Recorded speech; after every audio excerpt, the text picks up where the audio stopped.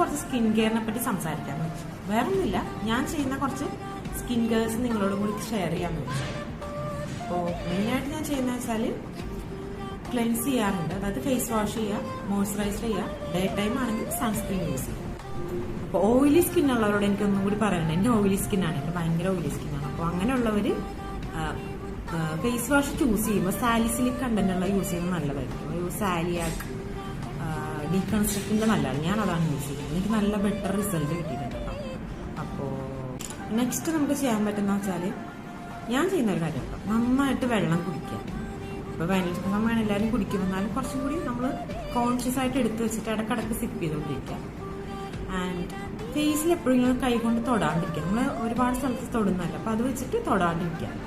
അങ്ങനെ ചെയ്യുമ്പോഴും നമ്മുടെ ഫേസിൽ പിമ്പിൾസ് വരാനുള്ള ചാൻസ് കൂടും. നമ്മളിങ്ങനെ എപ്പോഴും ക്ലീൻ ആക്കിയിട്ട് തൊടുന്നതായിരിക്കും നല്ലത്. ഓക്കെ, അപ്പോൾ ഞാൻ ബ്രീഫായിട്ട് ഒന്നും കൂടെ പറയാം.